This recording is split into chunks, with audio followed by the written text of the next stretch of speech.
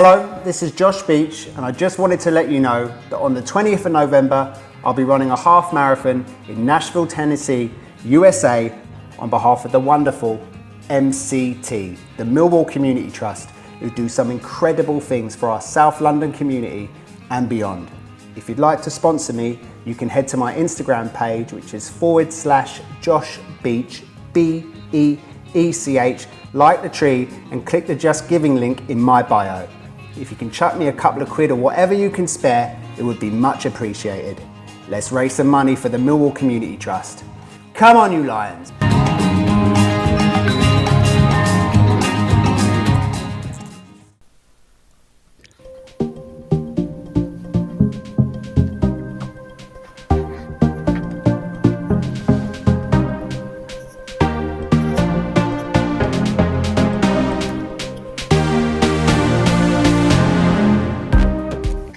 Bethany Warren here, and you've joined us for the weekly Our Millwall fan show with the Millwall No One Likes Us Talking team, which is broadcast every Friday evening. Enjoy! Welcome back to the 2021-22 series of Millwall No One Likes Us Talkings, our Millwall fan show, in the 14th show in our new Freedom post-lockdown. I'm your host James Kelly, and I have with me the No One Likes Us Talking team of Patricia Maslin, George Lampey and Ted Robinson. Not everybody likes them, but they don't care. Oh, it's been a bit of a mixed week for the Lions. Two reverse results. Firstly, on Saturday, we lost 1-0 to Huddersfield in what was a really poor performance, and we followed that up with a 1-0 win at home on Tuesday against Reading. George, we'll start with you first. What was your take on the Huddersfield result? Well, hello, James. Thank you very much for asking me to comment on one of only two games we've lost out the last 12. Yeah, thanks for that. I get all the best jobs on this you're show. more than welcome anytime. You're more than qualified, George. As you said, it was a fairly poor game, but, I mean, if you're actually going to let a go in the 82nd minute, by the time you get to 80 minutes, you think if you're the away team, you're going to sort of hold out for 10 minutes and make it. But I think the boy, was it Hogg who headed the ball into the goal on Jonathan 82? Hogg, yeah. Yeah, it was, and from that point, there was no way back for us, although we struggled. We did try hard, but... of course, the one area that we seem to be struggling in as a team is the forward line. We seem to be strong at the back midfield. But, it was one of them that we just... It was, a bad day at the office, as they say, but to lose so late in the day was a bit of a pity, really. But, we went on to better things, so it was all right. Not too bad. I mean, I said after the game to myself, look, all teams, it doesn't matter what club you're playing for. If it's Millwall, if it's, Man City, Chelsea, Bolton Wanderers, they're always going to have, you're always going to have performances where you don't perform well.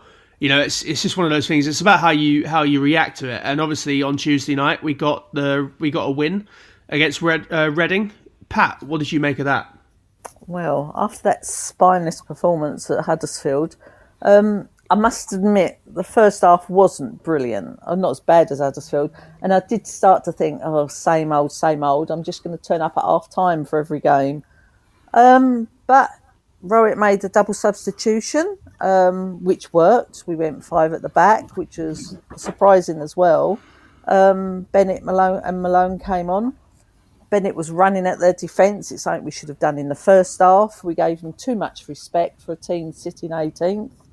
And it just clicked. It was a brilliant second half, really enjoyable. We created more chances before we scored. We had Leonard hitting the post. It was Leonard, wasn't it? Yeah. And the goal, yet again, Jed involved. What are we going to do when that man goes? I don't know. We seemed to sit back a bit after the goal, which is a shame because I think we could have got a few more. Only having a 1-goal cushion is always a bit worrying, but we held on. And if we're talking man of the match, second half was obviously Bennett, but over the 90 minutes, I'd have to give it to Jed. Yeah, it was a good second half. I enjoyed it. Rowett done well. Sorry? Was that because you were sitting next to me, Pat? You enjoyed the No, second half? it's because I was sitting next to Brian, the one and only Brian King, which made Ah, my evening. right. He was there signing his new book for people, and he'll be there again on Saturday at the Club Shop Annex, in between the Kitchener Stand and Harry's Bar. So shoot along there, talk to Brian, buy his book and get it signed. Excellent. Yeah, other than that, my only worry about Millwall is the recruitment. I think it's been absolutely appalling the last 2.5 years. It's typical Millwall to buy these little gems from the lower leagues and selling them on. We've got no one of that calibre coming in. That team that started on Tuesday, the average age is 28.3 years. So I think we've got to start worrying about bringing in some youngsters to that, because another year on, the average age is going to be 30 of the team, and that is no future for the club. Yeah, a lobby for the return of Ted's Prediction League is growing. Ted, what's going to happen? Sorry, I was about to say I'm going to stick up for the old boys that are playing for Millwall at the moment. Oh, absolutely, go for it. What have you got to say? I think at the end of the day, we've got a side here that's in the top half of the Championship. But we have got youngsters coming through, Pat. I'm a little bit surprised you said that. Yeah, but I'm not criticising them. It was a good performance the second half. No, I'm saying about the youngsters where coming are these through. Youngsters coming? But he's not playing them. Danny Mack, Billy Mitchell, Tyler Bury, who was out on loan but is back at the moment. Alex Mitchell's doing a fine job at Orient. He'll come back to us. They're not playing the Championship, are they? Hayden Muller up in... They're out. We're doing what every other side. What I'm saying is, you're saying we need to go and recruit youngsters. We've got quite a few of our own youngsters that are sitting and hovering around the first team. We're doing well this season. We're near the playoffs. Just imagine this team does go up to the Premiership. It's possible. What are you going to go up there with? A 30-year-old team? You would change the team, Pat, wouldn't you? Every season, Pat, the team gets changed. He hasn't got the recruitment behind him to do that. I don't know. He's proved it in the last 2 years. It's an old boys network. The two guys that changed the game that you said came on at half time, we recruited in the last 2 years, Mason Bennett and Scott Malone. So I mean, his recruitment, I don't think's been too bad. I think Gary Rout's recruitment's been brilliant. I think for here and now, but not for our future. What you're saying is not brought young players in. They're fairly established players, aren't they? He himself said at the end of last season, we've got to get the age of the squad down, and he hasn't. Yeah, but you might have to give him time. He has to make sure we're safe first, Pat, don't he? In the league. I'm just worrying about 2-3 years' time. If these players come back and they're not Championship quality, our youngsters, what are we going to do? I think they will be myself, but that's my opinion. But the thing is, Pat, it's difficult to go out and buy youngsters, because if there's any really good youngsters out there, they normally get swooped up by the bigger boys anyway. So it's difficult. It's difficult to just go out and buy youngsters and bring the average age of the team down. I know what you're saying, and I understand what you're saying, but I do think there's things going on in the background with the youngsters we've got out on loan that I'm convinced that Alex Mitchell will be like a Paul Robinson for us when he comes back to this club. I think the boy's got it, and he's doing a good job at Orient. But we'll see. Anyway, coming back to James's question, my prediction league that was run for many a moons on Lions Live. I'm more than happy to bring it back in the new year, but it'll be down to the governors of this show, and that's not you, George. You're a mere mortal these days, but if people would like it and they would, want me to run it again or do it again, if the demand's there, as they say, it will be done, I'm sure. But I don't know why people want to do it, because I only used to keep winning on it, so it don't really matter, does it? But anyway, come back to football, and I was really pleased that we bounced back from the Huddersfield game. And by the way, we had a Stonewall penalty turned down against Huddersfield that would have probably given us a point. But I've got to disagree again with Pat on the man of the match. I thought Mason Bennett definitely swung the match for us. I thought Billy Mitchell was my man of the match. But the moment of the match has got to be. Yeah. I've got my gun out. I can see you. But without a doubt, for me, the moment of the match was when that wonderful cross came over to Scott Malone as he was lining it up to either hit it or head it and slipped over. Oh, God, yeah. It was the point that we... Yeah, it was the timing of him going down, James, that done it, because he looked like I was thinking to myself, is he going to head it in? Is he going to volley it in? And the next thing, he was flat on his face. But bless him. I think it was at the point where the game was more or less won. So when I was just watching it on Sky, I just couldn't help but laugh. I thought it was really funny. And there's no doubt in my mind that he got a bit of stick from that in the change room after the game. But there's no doubt. He'd been ribbed about that all week, I think. God, yeah. I think his little legs were going as fast as they could go to get to that ball. You know what I mean? It was just because I sit that side, George, and you could just see he was getting his body shape right to do one or the other, and the next thing he was flat on his face. But I've got to say, that game against Reading is one of the things that I suppose for a lot of Millwall fans is what they can't get their head round, because we can go from a side that's a bit mediocre but to a side that was absolutely what we want to see in the second half, the fight and the pace and so if I'm Gary Rowett standing on the sidelines, I'm scratching my head a little bit, because I think that first 11 that went out didn't give us the sort of performance and I'm not only talking about the actual ability on the ball and whatever, but the commitment that seemed to be out there in the second half, in the press that they was doing and everything. I know he tactically changed it, but that's where us Millwall fans are a little bit swaying with Gary Rowett, in the sense that 1 minute our side looks so good, and then the next minute we're pretty mediocre. And if they could get sort of in that top end a bit more often, I think, looking at that league table, with the exception of the top three, which is West Brom, Bournemouth and Fulham, the other three places are up for grabs from about 10 to 15 sides. It's a sort of league, a real good run. You're going to have a real good chance of getting into the playoffs. And when we show our best, we look more than capable of being one of them sides. Absolutely. I thought with we were talking about, giving poor old Scott Malone a bit of grief just now, but I thought he actually had a very good game when he came on. He got down the wing, he done his job properly. But yeah, I mean, in the first half, I feel like Reading actually done what we do usually. Well, obviously Gary Rowett went with a back four.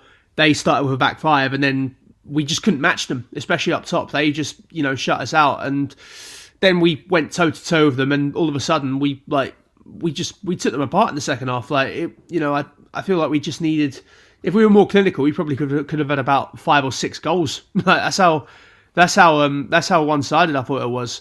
But yeah, so I think overall it was a very good response for what was a very poor trip to Huddersfield. Yeah, no, I completely agree with all the points there, guys. Yeah, we're going to leave it there now.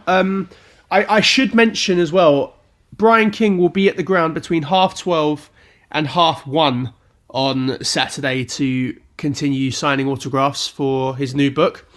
Before we take a break, the Millwall Community Trust have slots available to hire at St Paul's Sports Ground in Rotherhithe. For bookings, please email tcampbell@millwallcommunity.org.uk. I'll say that again. That's tcampbell, all one word, at millwallcommunity, again, all one word, .org.uk. We're going to take a break there now and listen to Bethany Warren talking about Sands United. We know that some men can struggle to talk about how they're feeling after the death of a baby. We hope that by building trust and a common bond, by playing together as a team, many more will be able to break their silence about baby loss and help others to do the same. Sands United FC has already saved the lives of men left feeling like they had no one to turn to in their grief. Are you a father who has lost a child? Talk to Sands United. They will help. Contact them on sufclondon@gmail.com. That's sufclondon@gmail.com. They will help. I'm James Kelly, and I have the No One Likes Us talking team of Patricia Maslin, George Lampey and Ted Robinson. The message from Sands United is to come and watch us take on Rayners Lane FC Youth Vets this Sunday in a charity match. It all happens at the Tythe Farms Sports and Social Club in Rayners Lane, Harrow at 12:15 p.m. Our first guest tonight hails from Wilston and grew his football talent with Watford and Brentford, but was unable to break into the first team. He moved on to Dover, from where his aspiring winger joined the Lions when £10 banknotes were issued for the first time since the Second World War. This also coincided with Millwall commencing a record run of 59 home games without defeat, consisting of 43 wins and 16 draws, which came to an end in January 1967. During the unbeaten run at the Den, the club scored 112 goals, conceding just 33 with 35 clean sheets, and our guest made 84 appearances and scoring 19 of those goals. In 1967, he headed off to the Oakland Clippers across the pond. He had short stints at a number of clubs back in England, and notably with Exeter City, where he came close to breaking his appearances and goal record at Millwall. He eventually hung up his boots in the league in 1973. So let's welcome to the show the man Debbie Julians calls the cheeky chappie, Barry Rowan. Hello, Barry. Thank you very much. Hi, guys. Evening, Barry. Before I let you off to the panel, was cheeky chappie a common name that you were known with, or did Debbie come up with that herself? No, Debbie's being very polite. Fair enough. Hello, Barry. It's Pat here. Hello, Pat. All right. It was an interesting journey from Watford via Brentford and Dover to the Den. How did you actually join us from Dover? The reason I left Brentford was, don't you remember Jimmy Hill? Well, yeah. He was instrumental in getting rid of the maximum wage. Right. And because of that, Brentford got rid of a lot of young players. And then I went down to Dover. And I was going to sign for Crystal Palace. Sorry about swearing. Oh, But, dear. yeah, I know.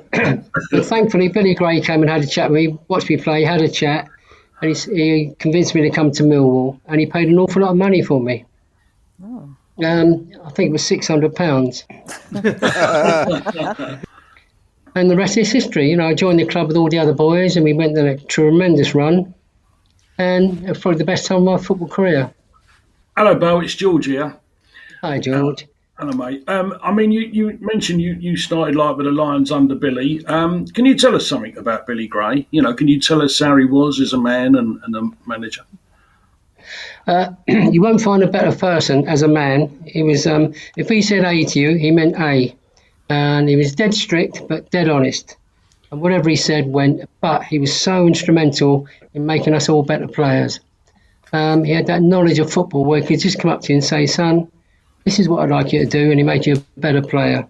And one of the greatest things, he dropped me once in my career, thankfully, and he came up to me one night and said, are you thinking of taking the wife shopping on Saturday? I said, I wasn't. He said, well, if I were you, I would. In a very polite way of saying I was dropped. And that's what Billy Gray was like. He was a lovely fella. He sounds a character, mate. Sounds a character. He was. It's Ted here, mate. It's great to talk to you again. How did you find playing at the Den in the 60s? I can imagine your answer to that. And can you tell the listeners what it was like? You'd do well to actually describe it, mate, because it was a one-off, wasn't it? It was unbelievable. It was one of the closest to the pitch grounds in the country. I mean, I used to take corners and people get hold of my shirt. It was You're lucky they got hold of your throat, Barry. Well, I think there's a few would have liked to, but it was great. The atmosphere, I mean, I've always said that the best supporters in the country at the time, and they were absolutely fantastic. Win, lose or draw, they all got behind you. And we played some great stuff, considering what the pitch was like. In those days, I don't know if you can remember, it was just a mud bath at times. Yeah, it was, yeah. And the only consolation is I've got great skin now. It was brilliant. But the Den was a magic place. The noise, the atmosphere, it frightened other people. I've been once at in London, and I sat next to Jimmy Greaves just after we played Tottenham. And he said, there's one place in Britain I don't fancy ever going back to again. I said, oh, where's that, Jim? He said, your effing place. And that's what it frightened people coming down. Do you remember Derry Dugan got knocked out? Yes, I do. Yes, yeah. He thought the fans were coming on to congratulate him for scoring a goal, and he got a right hook. That couldn't have happened to a nicer fella, could it? Oh, that's right.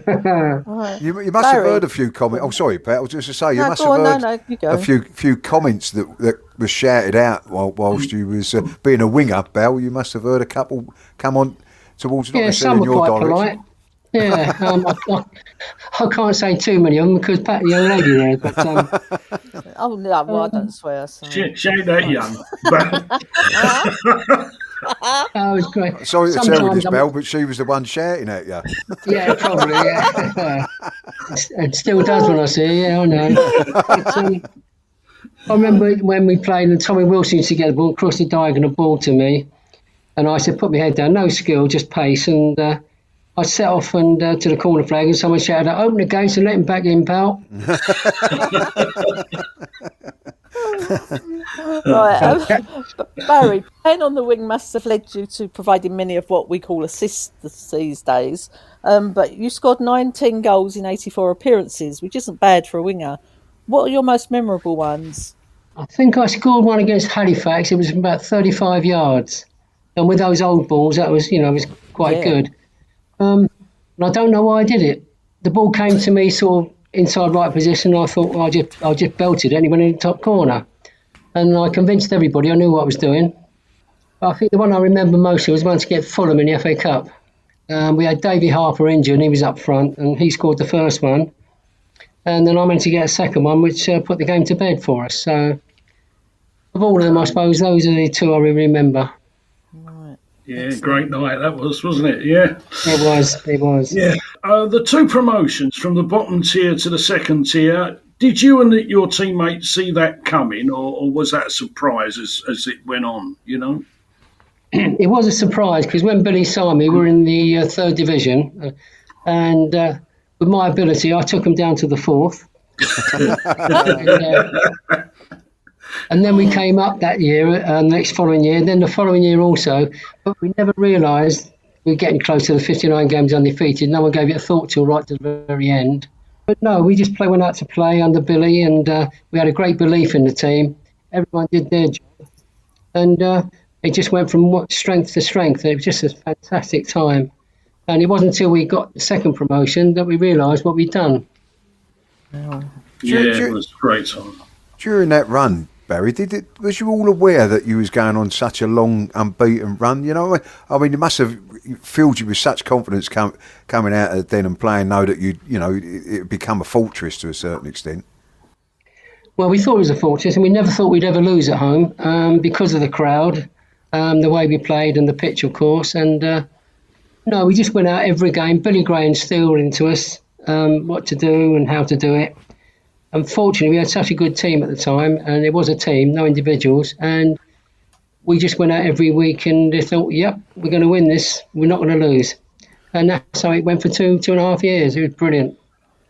When you got into the second tier, Barry, there was obviously the change of manager with Billy Gray departing and Benny Fenton come about. What do you remember about Benny? The first things he said when we had a team talk, and he said to us, "I'm not a great believer in wingers." Oh. And I looked across the room at Billy, Neil and myself, and I thought, oh, well, where are we going to go now?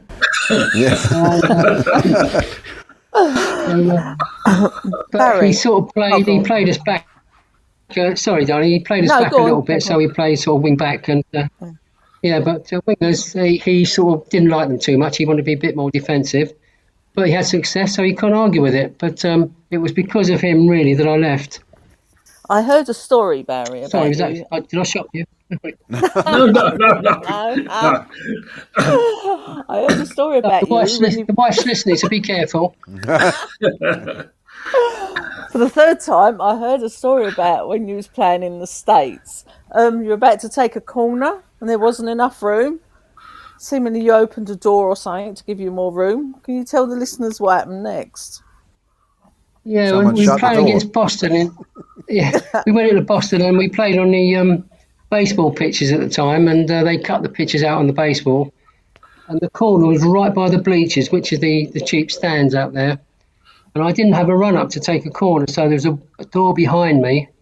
So I thought I'd be clever, open the door and have a run up. Opened the door, went inside, the door shut, there was no handle on the inside. When everybody stopped laughing, they come and let me out. Mind you, it was a good corner eventually. I didn't believe them when they told me. Yes, unfortunately it was true. I still get reminded of that now.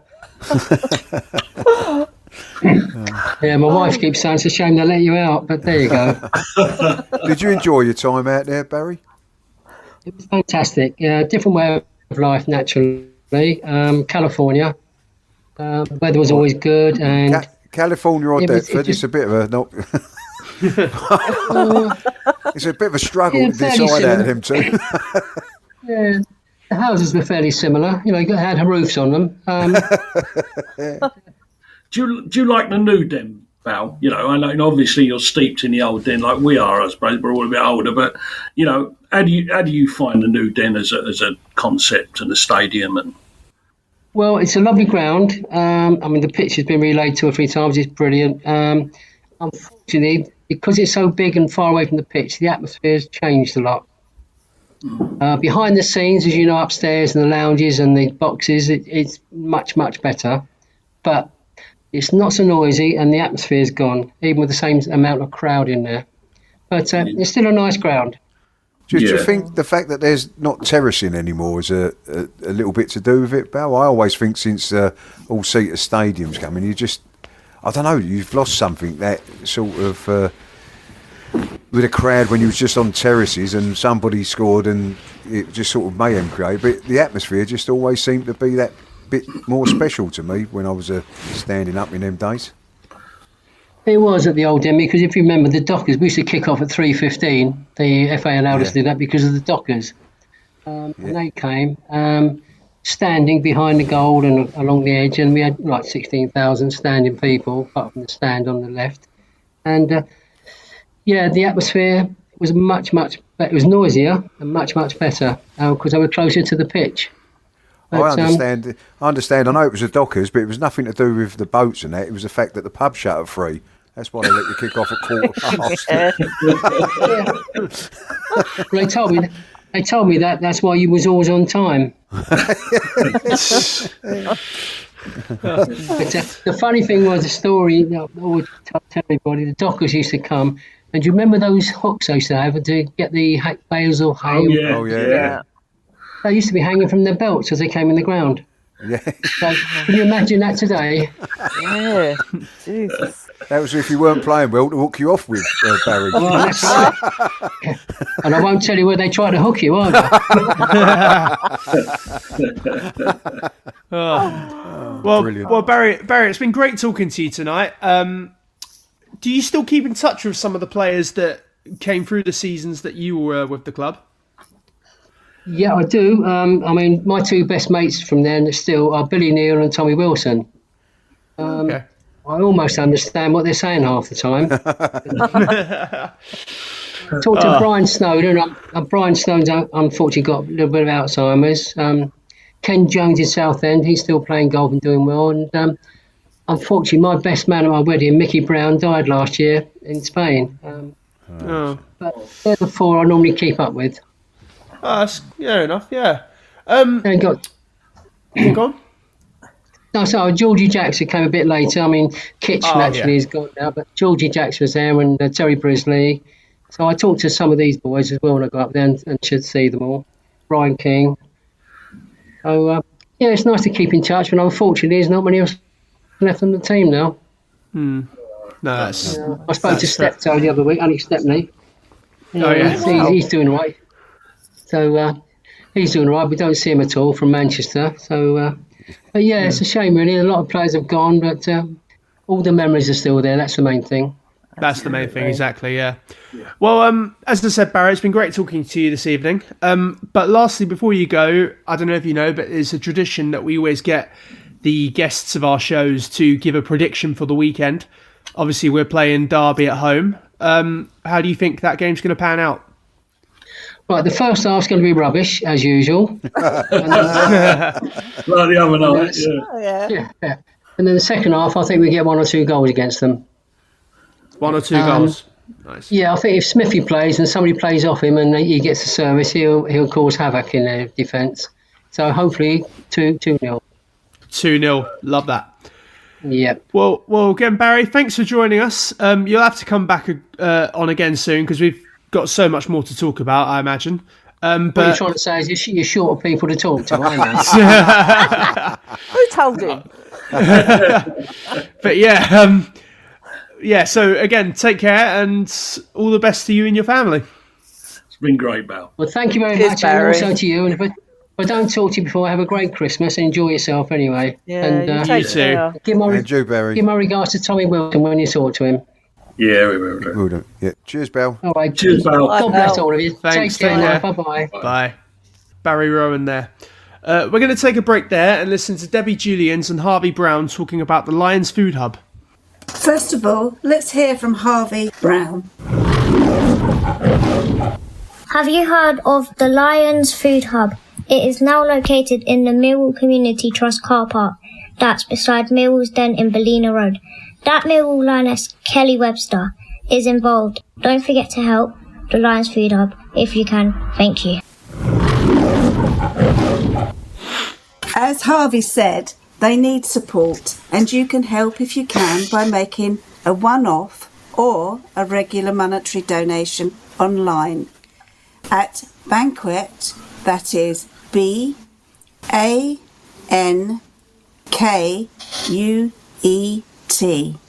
Or on a Saturday, you should make donations pre-match at the hub, about 50 metres down from the Lions store. Alternatively, you can also contact the team via their Twitter and Facebook sites. I'm James Kelly, and I have the No One Likes Us Talking team of Patricia Maslin, George Lampey and Ted Robinson with me. It's been over a year now since footballer Marcus Rashford wrote to the government with his hashtag End Child Food Poverty campaign, and it's how important to face the facts about food poverty in the UK. Not much has changed in ending it, sadly, but you can help by supporting the Lions Food Hub. Next up, we hear from Ellis Barr. Ellis here. Thank you for watching my videos. Now to hear what the Millwall Lionesses and Romans have been up to, and to hear who is next up for Barry Rowan and the Lions. Come on, Millwall! Mill, Romans and Pride both played at the weekend.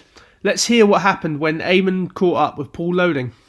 Paul, how'd it go over at Hackney Marshes this Sunday? Hi, Eamon. It was a bit of a lively one on Sunday over at Hackney Marshes. We've had a few issues with injuries, including myself. I'm out for probably about 6 to 8 weeks with a knee injury. Our goalkeeper decided to break his finger on a Saturday afternoon, and when it was at the hospital then on Sunday morning, so we were down to our bare bones on Sunday. We turned up, it's quite windy over there, played really well to be fair, until we had a bit of an issue with a sin bin, which then turned into a double sin bin, which then technically meant that our midfielder Rob Barr had to go off and wasn't allowed back on due to the double sin bin. We were 1-0 up, it was looking quite good, we conceded a penalty. Soho were quite strong, we were down to 10 men at that point because we didn't have a substitute. We went in at half time, 2-1 down, but still quite controlling the game. Well, that was the first half and a half, wasn't it? So what happened in the second half? We came out after half-time feeling quite confident, even though we were 2-1 down and on 10 men. We had a really good squad out on Sunday. We managed to recruit a player playing at Hackney Marshes at that time to bring us back up to 11. Because Rob had been sin-binned twice, it meant we could replace him with another player. And we just played really well. We just kept pushing and pushing and pushing. We brought it back to 3-3. And then we managed to nick a goal in the last couple of minutes to bring it to 4-3. It was a really, really good team performance, and I'm really happy with the guys that their character really came through. Amazing you can pick up a spare player to fill in for you. Fantastic. What a result. So what's up next? This Sunday we've got a well-earned break. As I say, we've got a couple of injuries. Our Our goalkeeper's out for 6 to 8 weeks. I think I'm out for 6 to 8 weeks, so it's nice that we've got a break. But the week after, we're back over at Hackney Marshes playing against Phoenix FC, rivals in East London. They're a good, strong team. They've got a good midfield. They played our Pride team and beat them on Sunday. They are going to be good, but I'm confident that we'll still get the win. And how about the Lions this Saturday? The last game before the international break. Millwall versus Derby. What do you reckon? Should be a really good game on Saturday. We've got a couple of Derby fans in our team that have just relocated to London. Not sure how everyone feels about that, but I'm still going to say Millwall are going to nick the 3 points and go 2-0. Thanks, Paul. We'll catch up again soon. Cheers, mate. The Lionesses made it 6 wins out of 6, defeating Worthing in the London and South East Premier Division. Our roving reporter Jeff Burnige was in attendance at the Crucial Environment Stadium and made the following report with a reaction from Lioness Alyssa Miranda. On Sunday afternoon, Millwall Lionesses extended their winning run to 6 matches, the last 4 of them under manager Jack Wheeler, with a hard-fought 2-0 win at Worthing Football Club. The game was played in front of a substantial crowd, many dressed in Halloween costumes. Keeper Chrissy Wiggins made a couple of important early saves in the windy conditions and showed immaculate handling from shots and corners. Then, from a Chloe Burr corner in the 41st minute, defender Milan Shakespeare-Sims got the first touch and Millie Penfold fired home the opener from 6 yards. In the second half, the Lionesses' defence was in control, and after 65 minutes, top scorer Chloe Burr scored yet another great goal, this time from 22 yards with her left foot, after a great run past the Worthing defence. Last week's 2-goal winger, Alyssa Miranda, had come on for Millie Hawkins after 54 minutes and put in a confident shift after celebrating her graduation from Greenwich University earlier in the week, which caused her to miss training. Then, after Chloe's goal, Lucy Bolitho come up front and Kat Peter returned to her familiar right-back position. With Macy Joyce and Maya Graham coming on to shore up midfield, the Lionesses saw out the time and the victory was assured. Their excellent Twitter feed has both the goals and the celebrations at the final whistle. Well worth a look. Next week, it's Dartford at home. We caught up with Alyssa Miranda after the match, and here are her thoughts. Alyssa, how did you think it went? I think it went amazing because the girls, we all spoke about being ruthless. At what point in that game did you think, yes, we've got this win sewn up? I think towards the end of the first half, once we got that goal in, so I think that's what we needed to get a goal in before the second half, and I think at that point the other team's heads went down and kind of got in their heads a bit, so I think at that point we had it. And so what's your intentions for this week? Back into training full time and try and get your place back? Yes, definitely. A week is a long time to be out, I feel like, to miss on training, so it'll be very important to go training both days and just get my head down and get back to work. So what sort of a view did you get of Chloe's goal? Oh, it was amazing. I think I got the best view, actually. She was doing her thing, just being a little trickster, keeping the ball, and then she shot it and it just kind of curved perfectly right in the goal. So, it was on her left foot, wasn't it? Yeah, it was. So it was lovely. Yeah. And the defending, what did you make of our defending today? Oh, the brick wall. They're always so well. They communicate well together. I think they just helped us a lot, saved us a lot in the first half as well.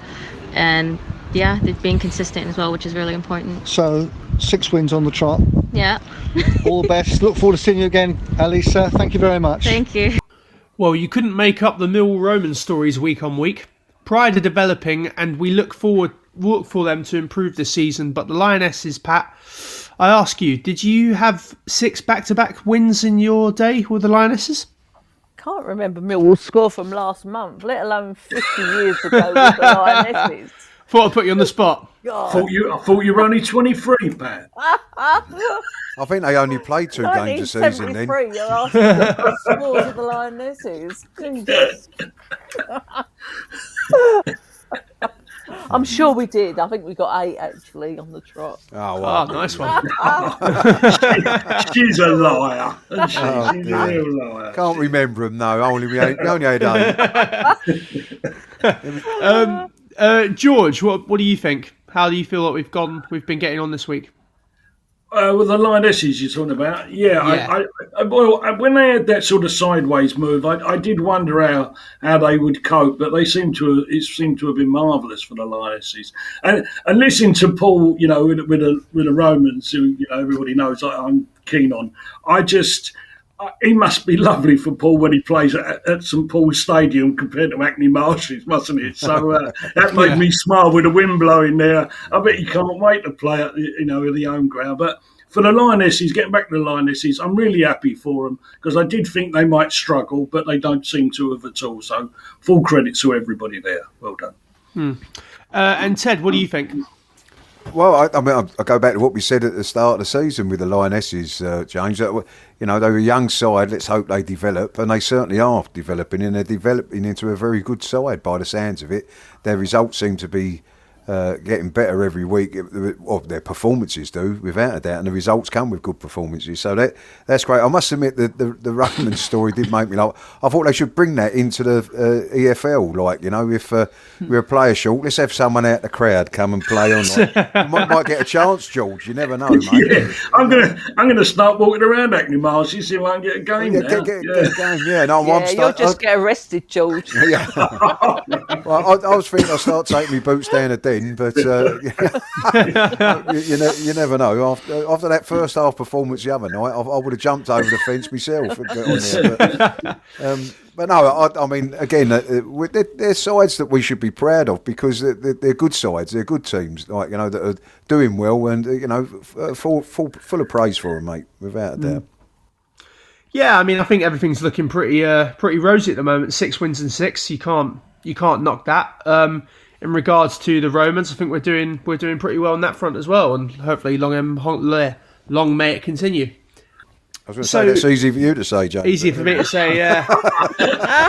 you mate, you got teeth like Ted. You take them out. Jesus.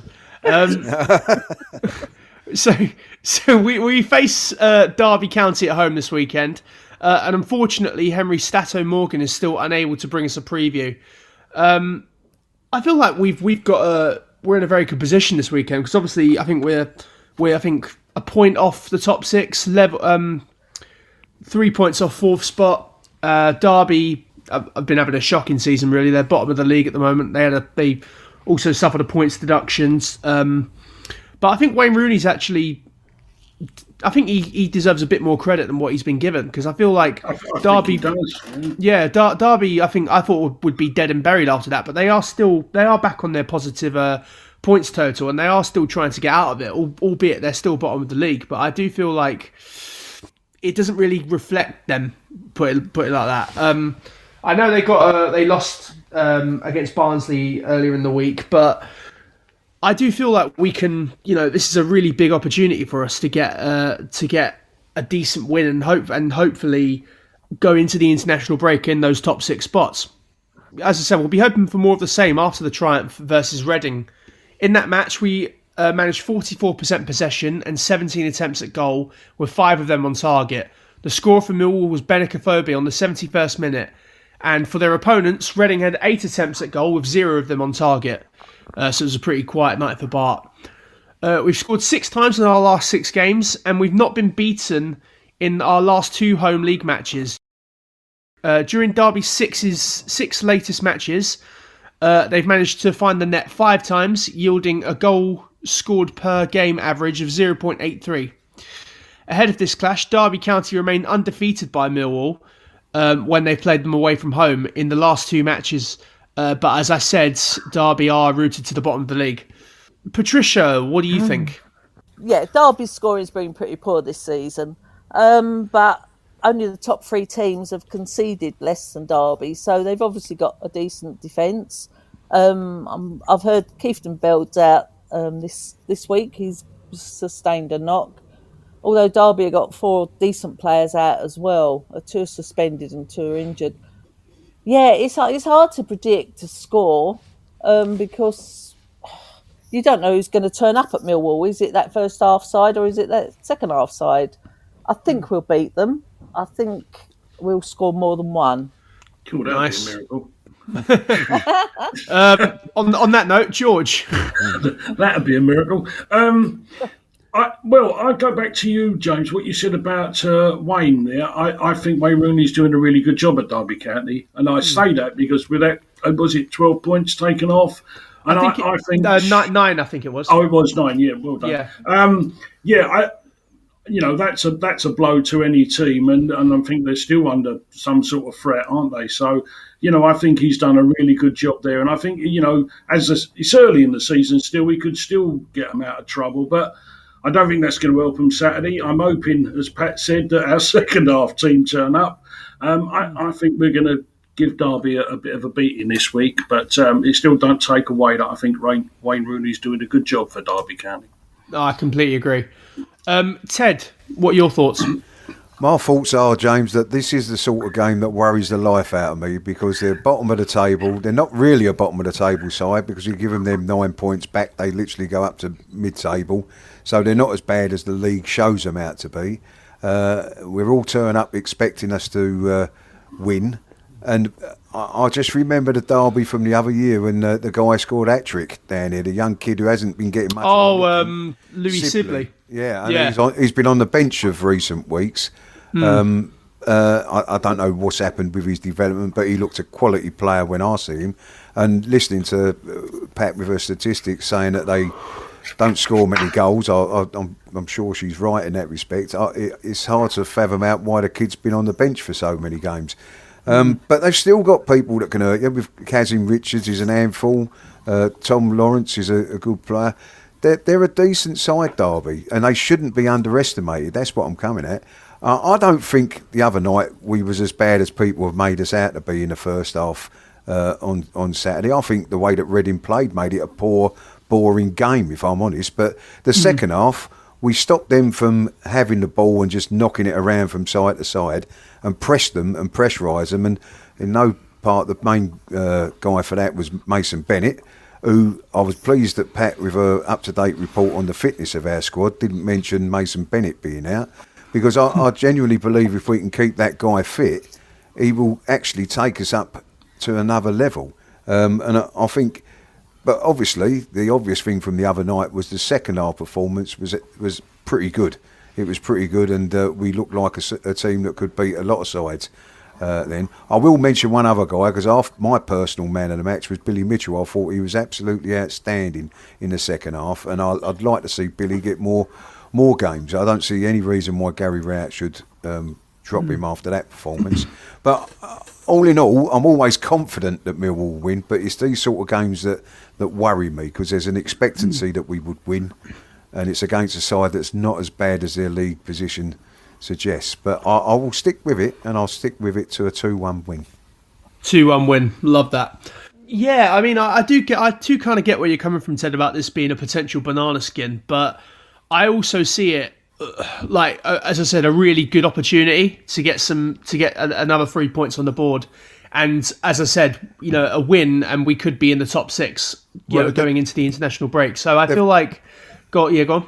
I was going to say, they've got, perhaps talking about defensive-wise, the reason they've got good defence, they've got two very old, hardened pros in Phil Jagielka and Curtis Davis that sit in the middle of the box. Middle of the defence, sorry. Now, if they turn up and have a game that I know that they're capable of, regardless of their age, it's going to be difficult to break them down. I know they've conceded a few goals recently, but that's what I'm saying. It's not going to be any pushover. Any side that's got them two guys at the centre of their defence are going to be a difficult side to break down. So it's going to be a tough game, and Wayne Rooney will get his usual reception from from our beloved fans, telling him what a great man he is and how brilliant he's been for England and what a wonderful manager he is. But hopefully we can keep a team that's perhaps lacking a little bit of confidence still in that same position come the end of the game, and with a 2-1 win. Yeah, I was gonna touch on as you said their strong defence, and that it would be tough to break them down. So we'd need Mason Bennett to have the game that he had, in the second half against Reading, because it was just one-way traffic for us, really, wasn't it? Ryan Leonard as well, I thought, had a very good game going in the middle. Yeah, very good. So yeah, I feel like if we can get those two and Jed as well, if we can get all of those guys, at full speed, I think we can really cause Derby some problems. So I'm going to go for a 2-0 win. Can I just say one last thing, James, before we go off it? Because I am a guy that loves seeing Matt Smith, right? Because he brings something different. I hate it because we didn't have the greatest first half the other day. But what we have to do when Matt Smith is on the pitch is play to Matt Smith. Matt Smith could, like Barry Rowan was saying earlier, he could be our winner on Saturday. But you've got to play to him, and that is get him in the box and get the balls across into him. Don't expect him to go chasing around like Jed does or Ojo does or Phoebe does. Play to his strength, which is when the ball comes across in the box, get it on his head. He's going to be there, Yeah, and get it to him. He could still be our match winner come Saturday. Everybody I hear talk about Matt Smith, and it's always a negative. Let's treat him as the positive that he can be if we bring him on at the right time and play to him. Oh, absolutely. No, I completely agree. So great stuff there, guys. We're going to take a break there and listen to what Fantastic Fanatics can do with a bit of help from ourselves. And that's all of us. Hi, I'm Richard Gordon, and I'd like to invite you to become a Fantastic Fanatic. Fantastic Fanatics is a great way to raise funds for your sports club. Sign up today, find your club, and securely register your everyday debit and credit cards. Every time you spend with our retail partners, they pay a percentage back to your club. It costs you nothing, and you can win cash prizes along the way. Visit fantasticfanatics.com and help your club be the best it can be. I'm James Kelly, and I have the No One Likes Us Talking team here of Patricia Maslin, George Lampey and Ted Robinson. With Christmas coming up, why not spend through the Fantastic Fanatics site and give a little Yuletide bonus to the Millwall Community Trust so that they can help others? Our next guest tonight hails from Houston, Texas. She's just graduated from the University of Greenwich and can be frequently seen at St Paul's Sports Ground, Salter Road, Rotherhithe, sporting a Millwall Lionesses football shirt. She scored the 2 goals that put the Lionesses into the FA Cup first round. Without further ado, let's welcome to the show Alyssa Miranda. Hi there, thank you for having me. Evening, Alyssa. Evening, Alyssa. Before I let you off to the team, Alyssa, you and I have got something in common. We both went to Greenwich University. So what did you actually study and what did you achieve, your final grade? Yes, so I actually graduated with my Master of Science in Global Public Health, and I finished with merit. Oh, congratulations. Yeah, thank you. You're more than welcome. Hi Alyssa, it's Pat here. Well done you, congratulations on your achievement. Some great results for the Lionesses of late. But tell me, coming from the States, how did you initially come to join the Lionesses? So it's really funny story because I wasn't planning on joining a team or anything when I first moved to London. I just thought I'd just play as a hobby for fun on the side, like co-ed leagues or something like that. But my partner and I actually live 5 minutes away from St. Paul's ground, so he was looking online and Googled and found that the Lionesses were having trials, and so he actually told me to go. And so I trialed with them for a few training sessions, and then I got invited to join the team. Evening, Alyssa. It's Ted here. Congratulations from me too, by the way. I mean, for someone that never even got out of junior school, let alone go to Greenwich like that. I mean, that's a fantastic achievement. But since joining the Lionesses, how's life with the team been for you? It's been amazing, especially with having to be away for a few months when my student visa ended, so I had to go back home. And when I was back at home, I really missed the girls and being able to play with them and being able to play with them during preseason, so I missed a few games. But once I came back, I was really excited to get back to training. And it's honestly the best part of my day, so I always look forward to training every week with the girls. Watch her, Alyssa. George here. You must be over the moon graduating and scoring those goals. Team into the first round proper. Well done. That's marvellous. Thank you. With 6 wins out of 6, how does it feel for you and your teammates? And additionally, how do you see the side progressing this season? Oh, we're all buzzing, honestly. It's been really great for us and exciting. It just shows that we are capable of achieving the results we want, and it shows that what we've been working on week in, week out in training has been working for us, and that we've been improving every week. And I think that things have really turned around for us, especially with the new management coming in and bringing in some new players that have really impacted the team in a positive way. So I think we're all just excited and buzzing to get going with training and see what we can achieve throughout the rest of the season. Good for you. Excellent. Well, thanks again for joining us this evening, Alyssa. But before you go, in case you're not aware, we actually get all our guests to give a prediction for the weekend's fixture. So, obviously, we're playing at home to Derby on Saturdays. What do you think is going to happen? I'm going to predict 1-0 to Millwall, as they have been scoring a goal a game on average, I'd say. And recently at home, they have been good. Hutch, Coops, and Ballard have been so reliable for Millwall. So that's one thing we could depend on their strong defense.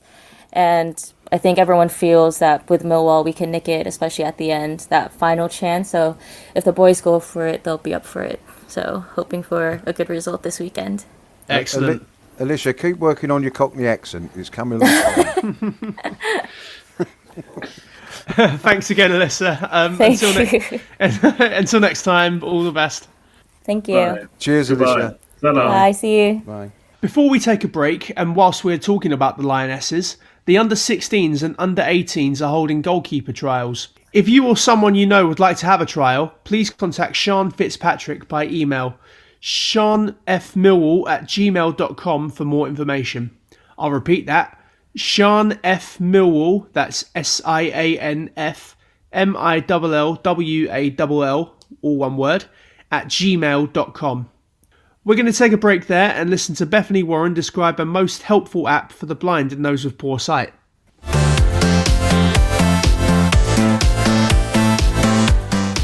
Hi, Bethany Warren here. Millwall Lionesses have partnered with international smartphone application Be My Eyes. Be My Eyes is an application that truly benefits the poor of sight and the blind, but is supported by those of us that can see. You might wonder how blind people deal with everyday challenges. Well, normally the answer is simple. We're not that different from you. We play music. We go to school. We go to work. You get the picture. But sometimes the simplest things can be difficult, and we need a pair of eyes. Connect to first available number. That's where you come in. Establishing video connection. Through your smartphone, Be My Eyes connects the blind with sighted people through a live video connection. Simply choose if you need help or want to help by the click of a button. That's a nice picture of you and your family, Caroline. Is it for a present? Yes, it's a photo from my parents. You can help just by installing the Be My Eyes app. Correct image. And we'll notify you when someone needs your help. And if you're in the middle of something, don't worry. Someone else will step in. So, would you care to be my eyes? Download the app onto your smartphone now and help those that need your eyes straight away.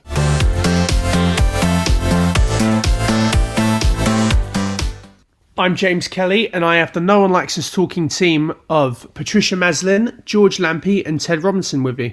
Can you imagine, if you were blind, the difficulty involved in selecting a shade of blue to match Millwall's third kit?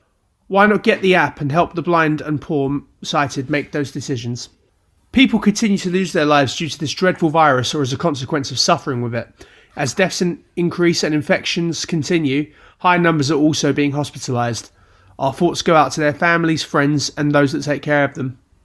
Additionally, please respect the requirements of public transport and other locations in reducing the risk of infection to minimise the possibility of further lockdowns. Also be accepting of the preference of individuals in how they choose to protect themselves. First off, what about sponsoring a player? Enjoying a great executive lounge VIP package with family and or friends. Or just get behind the club in a number of different ways, and that includes propositions from advertising to sponsorship. Just contact the lovely Andrew Stead or Marcia Wood. She might be lovely, but I've not spoken to her yet, in the commercial department to find out more. The Lion Roars magazine has not hit the streets yet. Editor-Chief Aisha Smith has not been well, and we wish her a speedy recovery. We will let you know when the magazine will appear. Good night. Next week, we will have a mystery host for the show on Friday at 8 o'clock. Ooh, I wonder who that'll be. As long as it's ain't you. Oh, now you've spoiled it. It will be another Rose Between Two Dandelions show with Debbie Julian's, yet again, Ted Robinson and the legendary and the legendary Jeff Burnige. How does he get legendary? I have to find that out. Yeah, and I'll get yet again. From dandelions to game changers, the Proper Blokes Club continues to amass an incredible following, and their walks take on some fantastic strolls. Come along, and as you may have heard previously, join Scott Johnson, their leader, in breaking the stigma of men's mental health on any of the walks and talk groups, and there are a good few in familiar locations. Just check out the Proper Blokes Club on Twitter and Facebook for arrangements. Good night and stay safe, everyone. Don't forget, player sponsorship for the Lionesses is available this season. Why not share the burden between a few of you or even a couple of companies? If you can give them some added support, you can find details on their website. Just put Millwall Lionesses into your browser and you will find them easily enough. Lastly, the Lionesses are still recruiting at the moment. If anyone is interested, Pat, in coming down to St Paul's Salter Road, please email